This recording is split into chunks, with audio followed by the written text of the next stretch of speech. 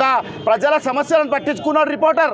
ఇవాళ నీ అక్రమాన్ని బయటకు తెచ్చినంత మాత్రాన నువ్వు ఈ స్థాయిలో రెచ్చిపోతావా? నీకు రెచ్చిపోతే ఇవాళ మాకు ఈ రాష్ట్రంలో 15,000 మంది తెలంగాణ రాష్ట్రంలో జర్నలిస్టుల సైన్యం ఉంది. మేము ఇంకా ఇవాళ ముఖ్యులం మాత్రమే ఇక్కడికి వచ్చాము, ముఖ్యులమే ఇవాళ పటంచేరికి వచ్చాము, బాధ్యులమే ఇక్కడికి వచ్చాము. మేమే రెచ్చిపోయినప్పుడు దాని మీద చాలా మా పరిణామాలు కూడా వేరే ఉంటాయి. నిజంగా ఇవాళ దుబ్బాకలో ఆ సంఘటన జరుగుతుంది, మల్కాజ్గిరిలో జరుగుతుంది, నారాయణఖేడ్లో జరుగుతుంది, ఇక్కడ జరుగుతుంది. ఇంతకు ముందు ఇంకొక విషయాన్ని ఇక్కడ ప్రస్తావించాలి. దీనికి ఆనుకొని ఉన్నటువంటి కూకట్పల్లి నియోజకవర్గంలో కూడా అక్కడి శాసనసభ్యుడు మా పాత్రికేయుడు శ్రీనివాసరెడ్డిని కక్ష సాధింపు చర్యలుగా ఆయన ఇంటి మీద దాడి జరిపించి పోలీసులతో అరెస్ట్ చేయించిండు. ఎన్ని సంఘటనలు, ఒకటా రెండా?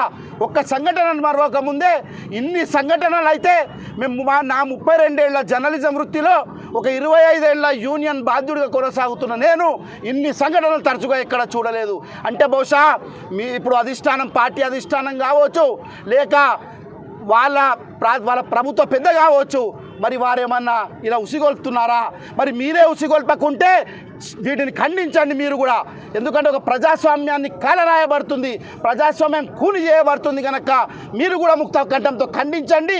ఎవరైతే ఇలాంటి రాజ్యాంగాన్ని అగౌరవపరుస్తున్న వ్యక్తుల మీద మీరు చర్యలు తీసుకోండి, వారిని పార్టీ నుండి సస్పెండ్ చేయండి, శాసన సభ్యత్వాన్ని రద్దు చేయాలని చెప్పి కూడా మేము డిమాండ్ చేస్తున్నాం. ఇవాళ పోలీసులు ఏదో మా పిటిషన్ మీద ఒక కేసు నమోదు చేసిర్రు. మరి ఇవాళ ఒక కేసు నమోదైతే అట్రాసిటీ సామాన్య పౌరులైతే ఎన్ని గంటల్లో మీరు అరెస్ట్ చేస్తారు? మరి ఇవాళ 48 గంటలు కావస్తుంది, మరి కొద్దిసేపు అయితే 48 గంటలు అవుతున్నా మీరు ఎలాంటి యాక్షన్ తీసుకున్నారని చెప్పి కూడా మేము ప్రశ్నిస్తున్నాం.